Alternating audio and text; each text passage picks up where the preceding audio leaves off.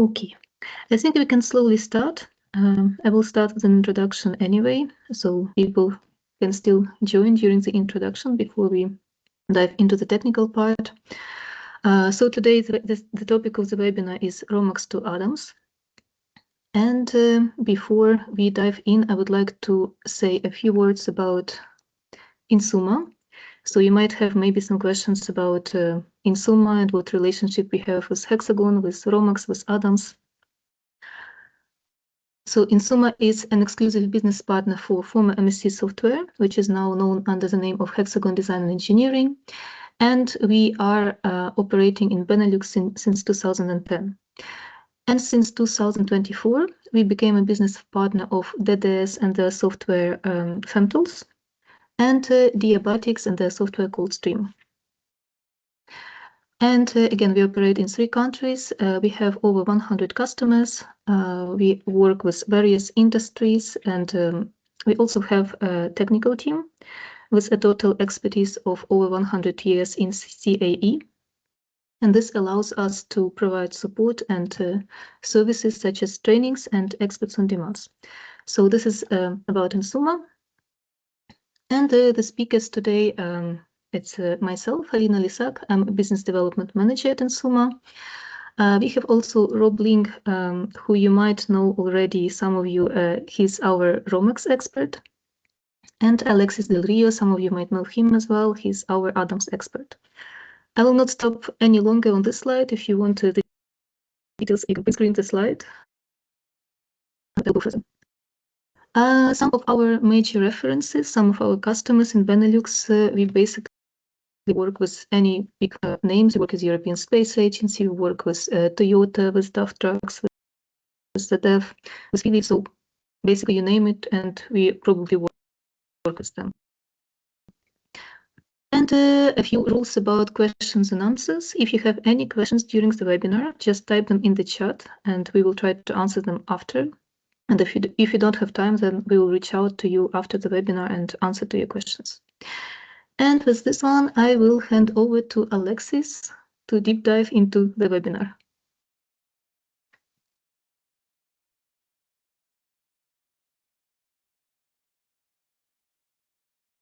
Let me share my screen.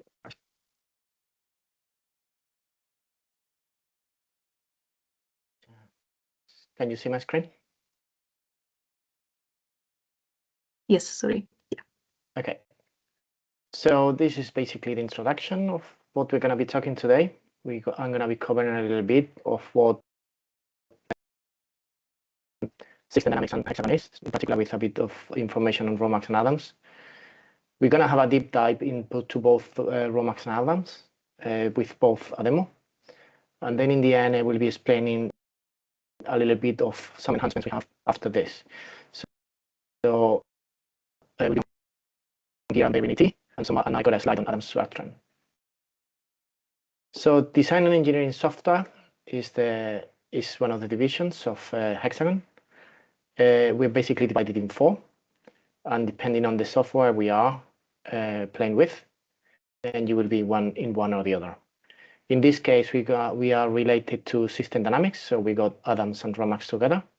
But this doesn't mean that you cannot make a co-simulation with other tools. For example, you can connect Adams and Cradle, Actron and Adams, as I will show at the very end, and some others. So you can see this as a big pool of software in which you can play with each other if you really need to. Then there's a little bit of a larger glimpse on each different software. So we got from digital materials, autonomous driving, one-dimensional simulation, Adams, Romax, Cradle, and so on. And then we go also more from a linear type and for type of explosion and explicit simulation, see fatigue for anything related to fatigue and durability, and so on. And again, you can mix them together, you can do co-simulation together, you can transfer information to others with ease. Then where are we in terms of simulation? So in terms of simulation and applications, you can define, depending on the level of complexity where you are and what tools you have, from your hand calculations to the most refined simulation software. So to start with, and this is very famous for the last 20-30 years, you can start with one-dimensional simulations. It gives you a very thorough results of what you are after. It got a very large amount of applications. It seems it is a bit descriptive, so it's a bit not really, you don't have really good animations. On the last few years, it's happening more and more, and the fidelity is somewhat limited depending what you're after. Then you have Adams, which is a much larger application and much larger, much broader. Fidelity can be much more than what you can do with a one-dimensional simulation. And then Romax, in which the application is reduced to gear trains, but the fidelity is even larger than Adams if you need to. But it just happens to be restricted to gear trains. And today, the intention is to show you the workflow from Romax to Adams, so you can extend your simulation to the right and make sure that you have much more fidelity in your model. So this is a very brief overview of what Romax is. So on the left, Romax is a steady state simulation that works in frequency domain. It's a vertical related to powertrains and any type of gear trains. Adams is much broader in the sense that you can build anything from a gear train to a blender to a rocket to a car to pretty much anything you want. It solves problems in time domain, and you can do any type of nonlinear and transient analysis. So they work, in this case, they work hand in hand, and they give you a very nice workflow on when you want to extend from your Romax model into Adams. Then I will leave it to my colleague Rob, who will be showing the Romax demo, and then I will get him back to you with the Adams one. Thank you. Okay, thank you, Alexis. Yeah, I'll take over.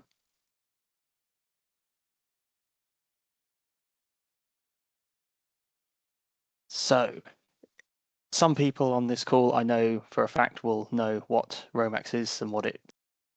Some people definitely, well, probably will not. So, as Alexis has done a quick introduction, Romax is focused on the design and analysis of rotating machinery, powertrain systems, that sort of thing.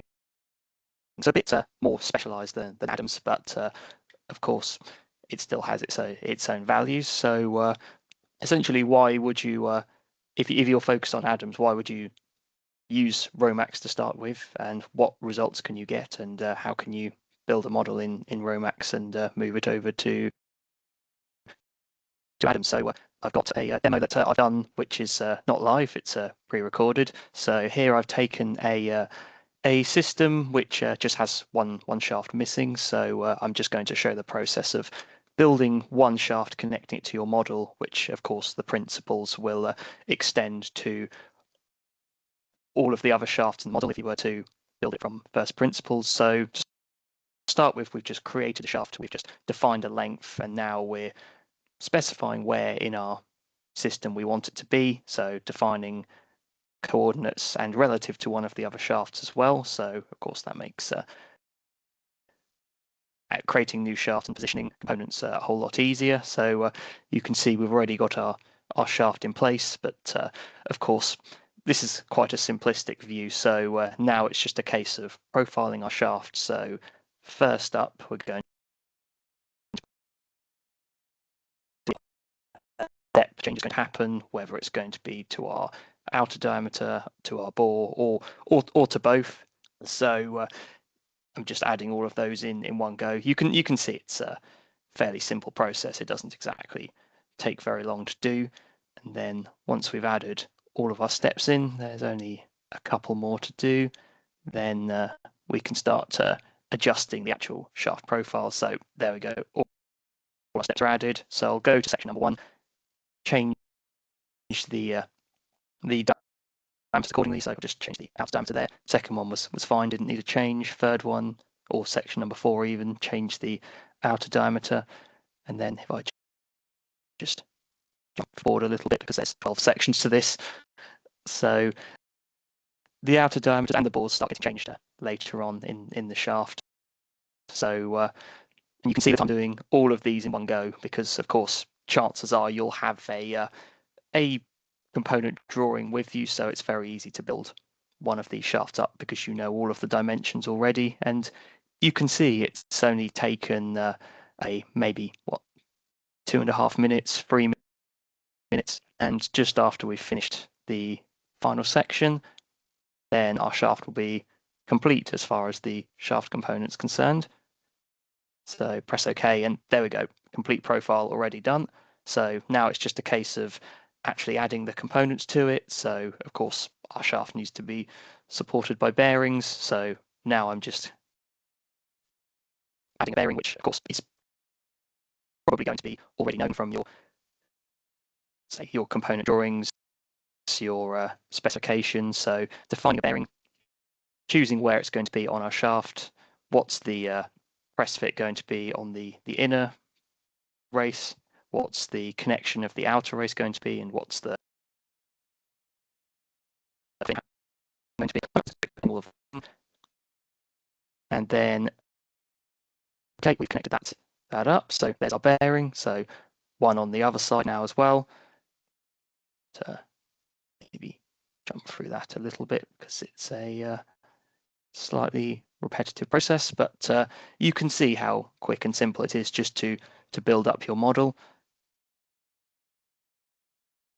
And then once you've done that and you've got your two bearings complete, of course you could have more, but just two in this case for this shaft. Then I'll start adding in the other components. So as Alexis has sort of said, it's gears are a main focus for Romax. So this is an intermediate shaft I'm creating. So what I'm doing at the moment, maybe I'll just pause this. What I'm doing at the moment is the gears themselves, they already exist in the Romax model. You can see the sort of green gear sets with the question marks next to them. They exist in the model. I just need to connect them to my shaft. So one of them is already on a gear blank. I'm just adding a rigid connection, so linking that gear blank to this shaft here, and defining, of course, where on the shaft and on the gear blank that connection is going to be. So there's our connection. And then for the other gear, it's just a case of it's going to be integrally mounted to this shaft. So mounting it directly onto this shaft this time. Whereabouts is it going to act? What's the attachment method? Well, it's integral with the shaft. So click OK, and you can see connected with the helix lines there as well of the helix angle of the gear. And there you go. That's the shaft already connected. So you can see this took the best part of 5 minutes to do. So you can build up your model quite simply in minutes and run the analysis from there. So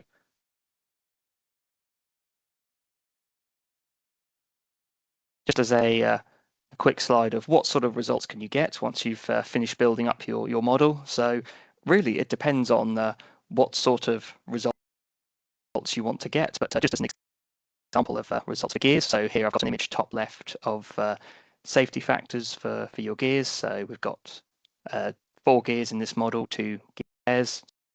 So we've got the safety factors for bending and for contact, for probably a duty cycle in this case. I can't remember if that was a duty cycle or a load case, probably a duty cycle.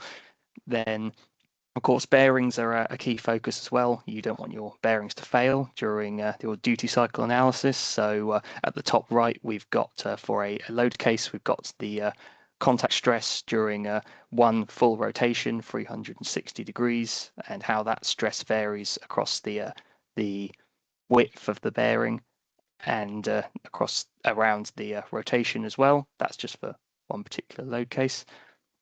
And also you've got NVH analysis. So you can perform a dynamic analysis in Romax. So this doesn't loop very well, unfortunately, but you can see that we can run a full mode shape analysis of your system.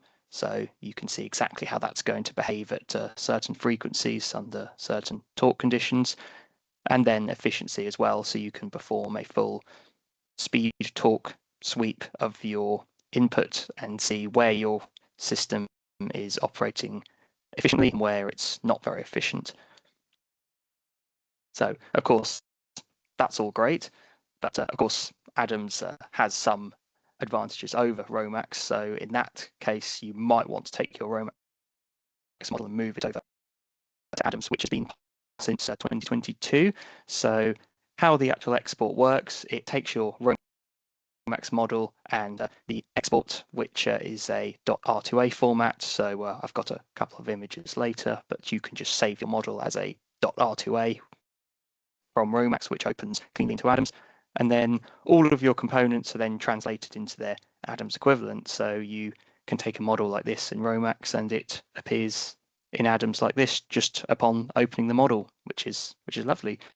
So why, of course, would you want to do that? So I might have mentioned already, but the dynamic analysis in Romax, it's a frequency domain analysis. So it's great if you want to perform quasi-static analysis, but if you want a fully transient time domain simulation, then Romax isn't going to be able to help you there. So you'll need to do that in Adams. But of course, even if that is your focus, then building your model in Romax to start with, you can see how quick and easy that was to do. So you can build your model, run it in Romax, check that everything's works fine and that there are no strange results, you built it correctly, and then move it over to quickly for further analysis. So the export process itself is very easy. You just at the system level in Romax, you go to the import export option, go export Adams R2A, and you create your external file in your folder, and then go into Adams, select the Romax model import .r2a, and then once you go through the process there, then it imports as you want it to. And of course, we've moved out of Romax back into Adams now. So with that, I'll let Alexis take the floor again. Thank you. Can you see my screen? Yeah, we can. Okay, so then first thing is when you import in Adams, so you have two models here. One of them, the one on the left is just been imported. The one on the right is been, or actually it's the other way around. The one on the left is been already modified. The one on the left is just been imported. So you will need to go into import menu, select from the display which one you're after, right click on browse to pick up your model. Then you need to associate it to the model in the screen. And once you complete that, you click OK or apply, and it will load up. The first thing you're going to notice is that you're going to have an extra folder there. And the extra folder will have the same name as your model, and it will be called Romax to Adams, such and such and such. It will contain 3 folders, one with the bushings, because it's taking the bushings as nonlinear components. So you will see here, these ones are taken from the list, and then there is a property file which points to this folder, and all of them will be living there. The bearing AT and gear AT are specific for the other part of for the very end part of the webinar. So with this, I can split my screen in two, and then continue. So once you import it, you will have a message window file. And in the message window, it will show you critical information about your model. So you need to be very careful and read it through, make sure that it makes sense. Because in here, there are warnings that you need to be aware of things that have not been converted as you expected. There is nothing wrong between Romax and Adams. There is nothing wrong in Romax, and there is nothing wrong in Adams. It's just that because they are different types of softwares, there are certain things that work differently. For example, in Romax, you need to set the moment of inertia of X and Y. So some parts will not have that, the X and Y. Some of them will not have the 3 of them. The gearbox housing doesn't have it because it's pointing to a flexible component. So it's just taking that data from there. And in the rotor, this data is not going to be there. So you can input in Romax, and then it will appear in Adams. If not, you will have this warning. And once you click on model verify, which is right click here and click this button, you will have a variety of warnings that are fairly similar to the message window, and it tells you the things you need to be taking care of, which we are going to cover in a minute. Other things you need to be aware of is that there may be duplicates.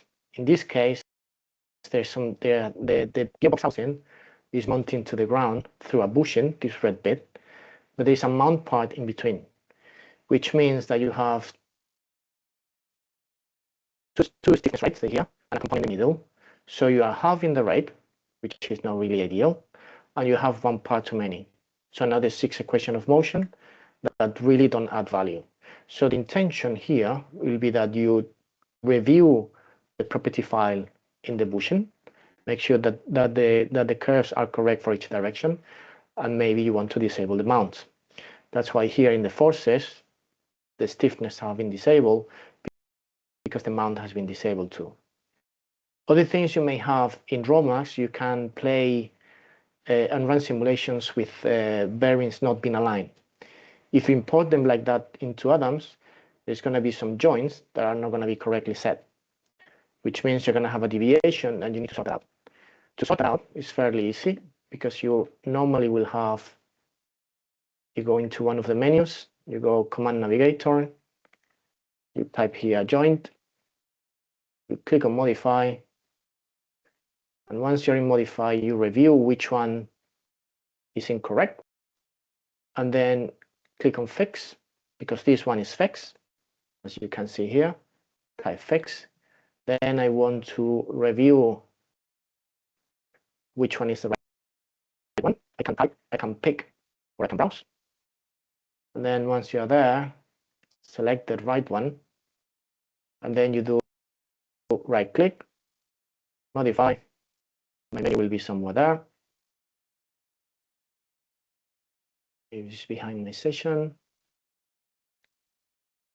Oh, is it thinking? Come on.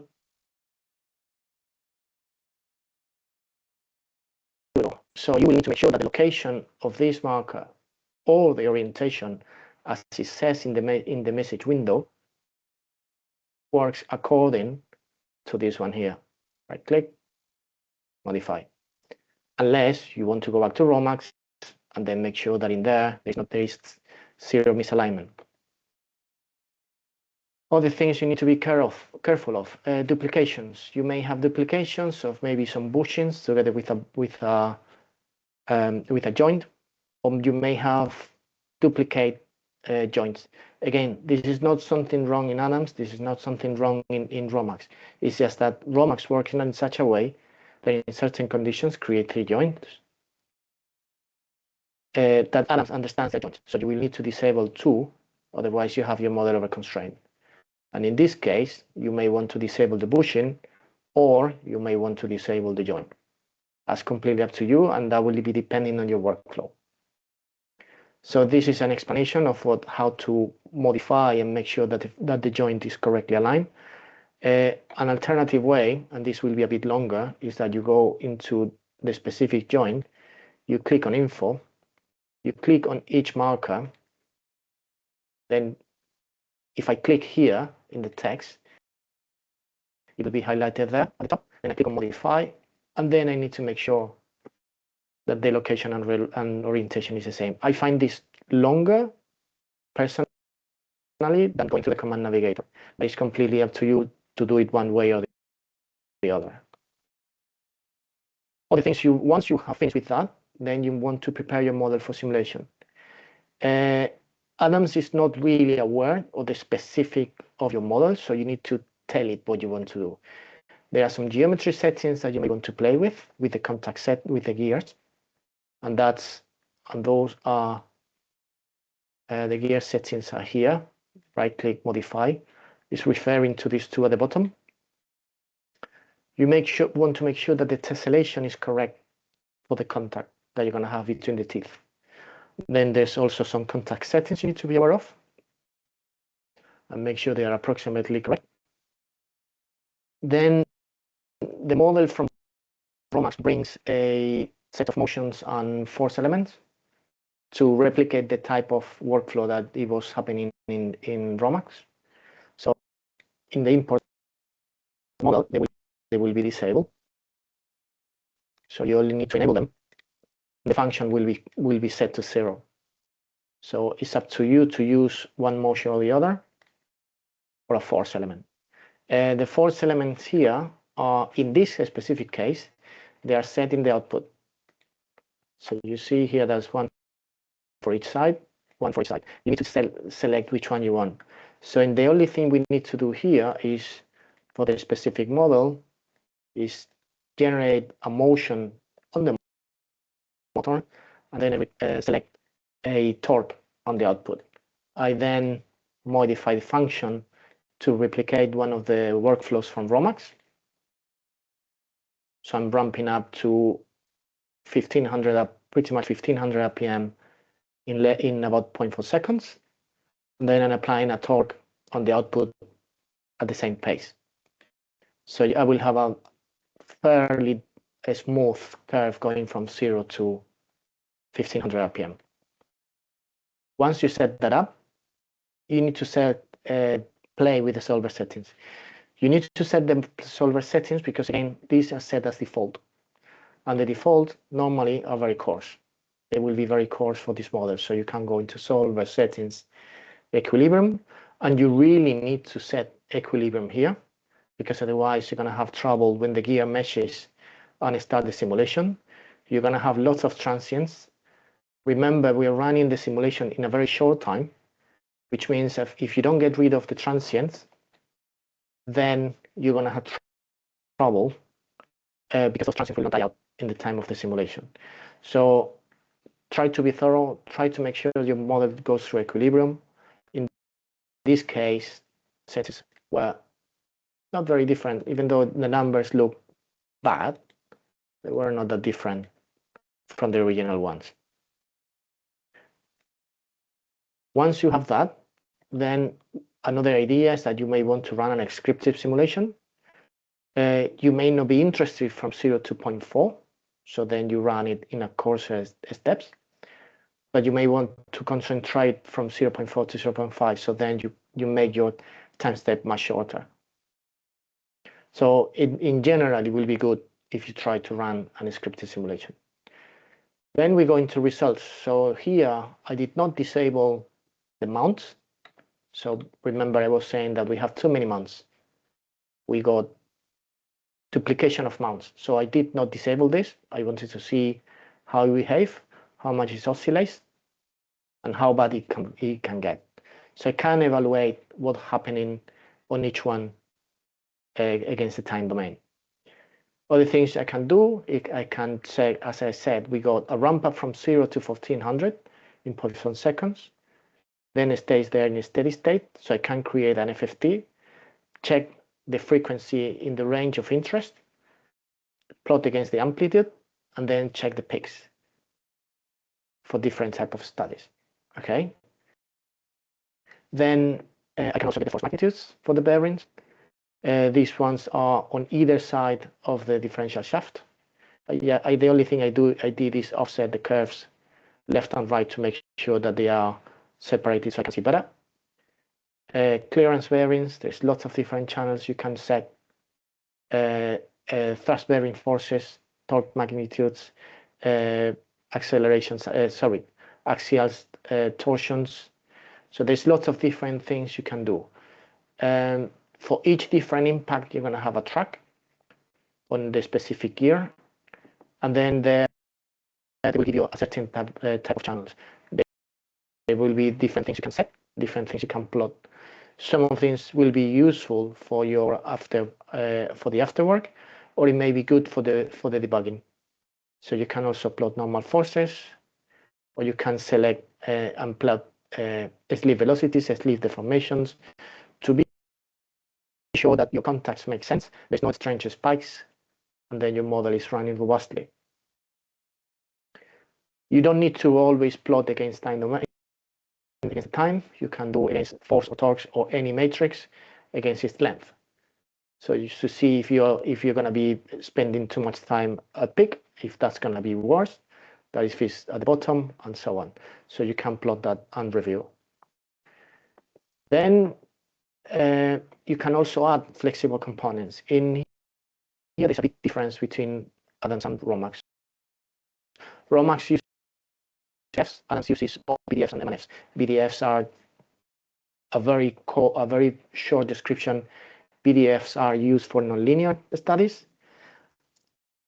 MNFs are used for linear studies. So we could go and say, I want to select my gearbox housing, make flexible, and then import. I have an MNF somewhere, so you only need to go and find it. MNF file, gearbox housing, then it loads up.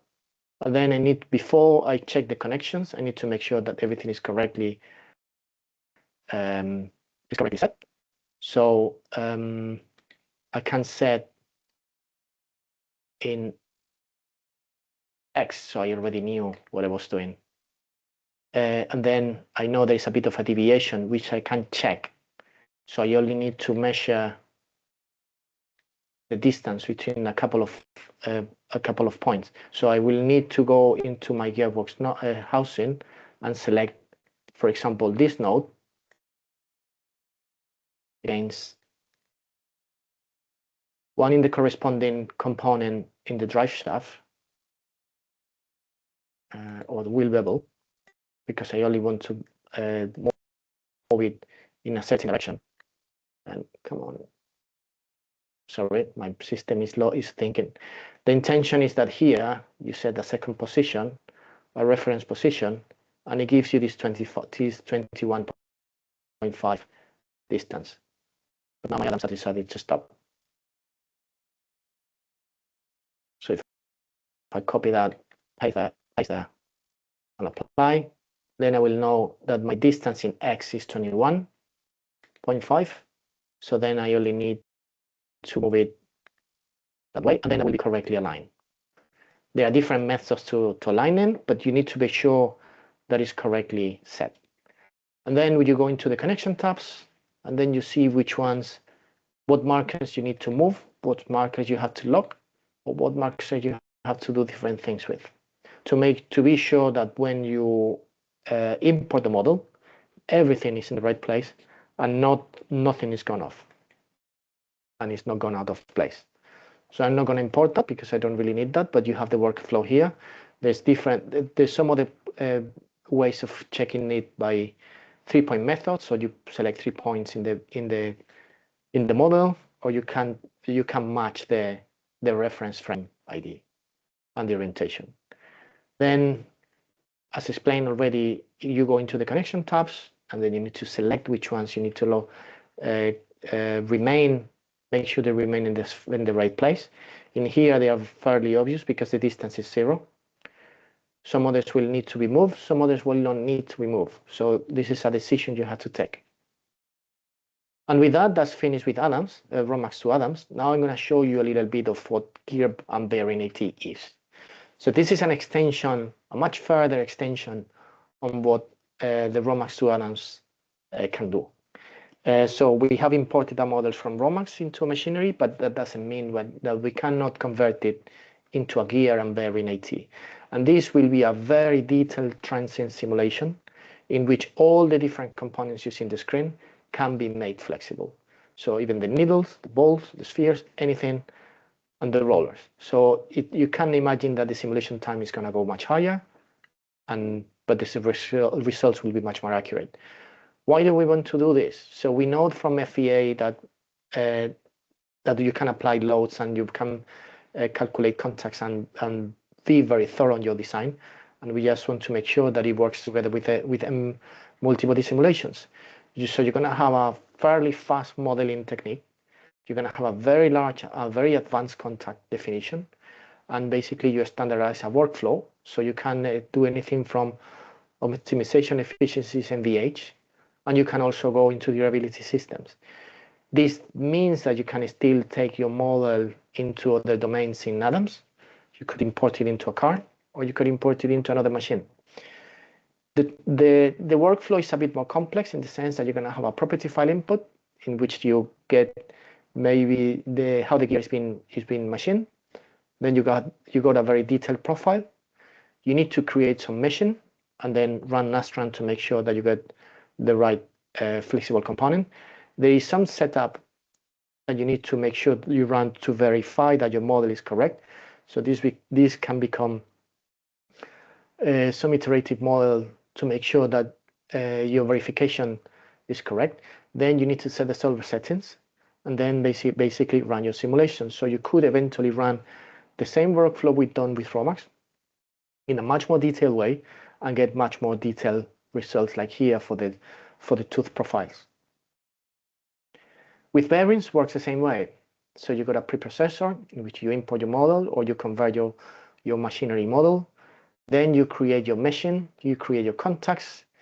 You need to set up the simulation, do a bit of a loop, making sure that the verification is correct, set the solver settings, run the simulations, and post-process.